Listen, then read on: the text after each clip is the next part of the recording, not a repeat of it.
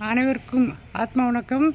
ஞானவிதா பாரம்பரிய மூலிகை மருத்துவத்தின் சார்பாக நம்ம மருத்துவம் நிறையா நம்ம சேனல் மூலியமாக போட்டுட்டோம்.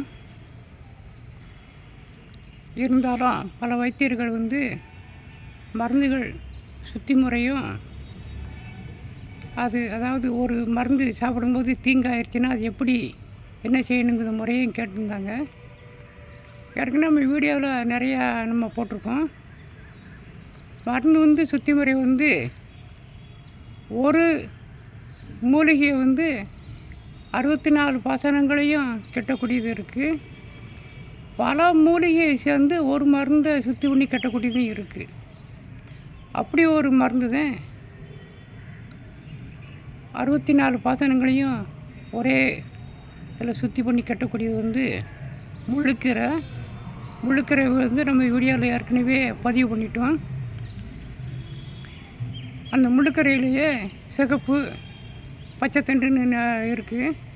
அதில் சிகப்புக்கு அதிகமான குணம், அதிகமாக ஒரு சில இடங்களில் கிடைக்கும், ஒரு சில இடங்களில் 2 கலந்தே கிடைக்கும். நீங்கள் 2ஐயும் கலந்தே கூட நீங்கள் எடுத்துக்கிட்டு வெட்டி நல்லா வெயிலில் காய போட்டு அதை எரித்து சாம்பலாக்கணும். சாம்பலாக்கி அதை நீங்கள் ஒரு படி சாம்பலுக்கு 4 படி தண்ணி கலந்து நல்லா கரைக்கிட்டே வரணும். ஒரு நாளைக்கு 4 தடவை 5 தடவை கரைக்கிட்டே வரணும். கரைக்கிறதுக்கு மூங்கில் குச்சியை பயன்படுத்திக்கோங்க. அது பிறகு அது 5ஆம் நாள் தெளிவை மட்டும் எடுத்து நீங்கள் காய்ச்சும்போது முழுவதும் காய்ச்சினா உப்பாக மாறிடும். அதில் முக்கால்வாசி வற்ற வச்சுட்டு கால்வாசி தண்ணி இருக்கும்போது வச்சுன்னா அதுதான் செய்நீர். அது முள்ளுக்கீரை செய்நீர். அந்த செய்நீரை வச்சு நீங்கள் எல்லா பாசனங்களையும் நீங்கள் கட்டிடலாம்.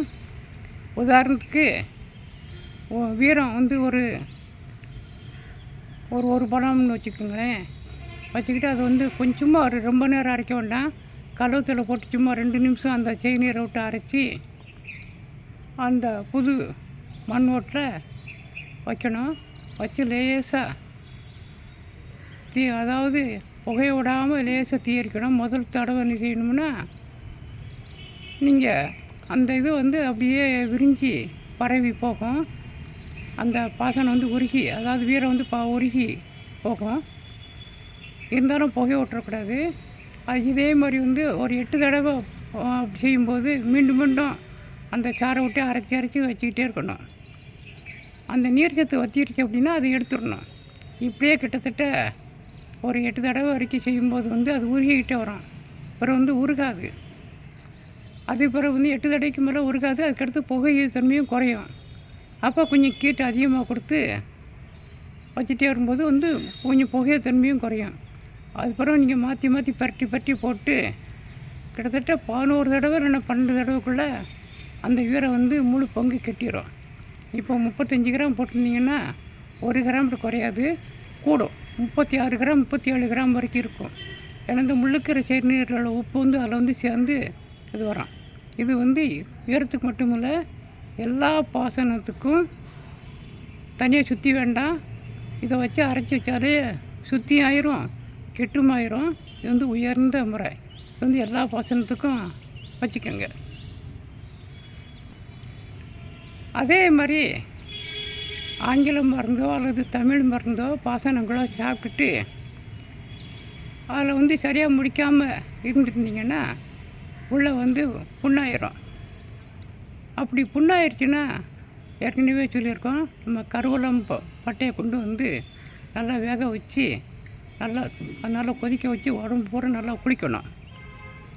அப்படி குளிக்க வச்சிட்டிங்க அப்படின்னா குளிக்க வச்சதும் இல்லாமல் இந்த வாயை தண்ணி கொப்பளிக்கையும் செய்யணும், 2 மடக்கு குடிக்கவும் செய்யலாம். எல்லா பாசனங்களுடைய வீரியத்தையும் அந்த குறைக்கக்கூடியது கருவலம் பட்டை. குளிக்கவும் செய்யணும், 2 மடக்கு குடிக்கவும் செய்யணும், நல்லா வாயை கொப்பளிக்கவும் செய்யணும். இது எல்லா பாசன வீரியத்தையும் குறைச்சிரும். இப்படியே நீங்கள் 3 நாளைக்கு செஞ்சிட்டிங்கன்னா அந்த 3 நாளைக்கும் என்ன குடலாம் புண்ணாக இருக்கனால பால் சோறு கொடுங்க. அதாவது பாலில் சோறாக்கி உப்புலாமல் போட்டு சாப்பிட சொல்லுங்க. அந்த புண்ணு புறமே ஆறிடும். இன்னும் சிறப்பாக வேணும்னா பருப்பு பாசிப்பருப்பு போட்டு அதில் கொஞ்சம் தேங்காய் திருவி போட்டு சாப்பிட்டிங்கன்னா புண்ணை விரைவில் ஆற்றும். அப்படி ஆற்றிட்டு அதுக்கு பிறகு வந்து கொஞ்சம் ரெஸ்ட் எடுக்க சொல்லிவிட்டு அதுக்கு பிறகு நீங்கள் மருந்து சாப்பிடலாம், இன்னும் செய்யலாம். அதனால் ஒவ்வொரு வைத்தியரும் முக்கியமாக தெரிஞ்சுக்கிறது வந்து பாசன சுத்தி முறையும் தெரிஞ்சுக்கிடணும், கெட்டையும் தெரிஞ்சுக்கிடணும். அதே மாதிரி வந்து மருந்து கொடுக்கும்போது சின்ன பாதிப்பு ஏற்பட்டுச்சுன்னா அந்த பாதிப்பை சரி பண்ணக்கூடிய இதுவும் தெரிஞ்சுக்கிடணும். அப்படி தெரிஞ்சாதான் நம்ம முழுமையான வைத்தியமாக நம்ம பார்க்க முடியும். நம்முடைய அடுத்து வந்து கிளாஸ் வந்து ஜனவரி மாதம் 26ஆம் தேதி போட போகிறோம். நிறையா விஷயங்களை வந்து நீங்கள் ஃபோனில் என்கிட்ட அதிகமாக பேச முடியாது, ஏன்னா எந்நேரமும் அதிகமாக வேலையில் இருப்பேன். நம்ம மூலிகை வகுப்பில் நீங்கள் எவ்வளோ சந்தேகம்னாலும் கேளுங்க, மருந்து கெட்டு முறையிலேருந்து எல்லாமே கேளுங்க. உங்களுக்கு எவ்வளோ நேரம்னாலும் பதில் சொல்லுவோம். அதனால் கிளாஸில் வந்து முன்கூட்டியே பதிவு பண்ணணும்னு அவசியம் இல்லை. இன்னொரு பதிவு ஜனவரி பிறந்த உடனேயே எந்த இடம் கரெக்டாக போட்டு விடுவேன். நீங்கள் அந்த இதில் கலந்துக்கிட்டு நீங்கள் பயன்படுங்க. யாருனாலும் கிளாஸுக்கு வரலாம். அந்த நான் சொன்ன இன்னொரு பதிவு போடும்போது கண்டிப்பாக பதிவு வேணும், ஏன்னா அத்தனை பேருக்கு நாங்கள் சாப்பாடுக்கு ஏற்பாடு பண்ண வேண்டி இருக்கிறதுனால எத்தனை பேர்னு கரெக்டாக நாங்கள் தெரிஞ்சுக்கிடுவோம். அதனால் நம்முடைய இலவச கிளாஸ்லையும் கலந்துக்குங்க.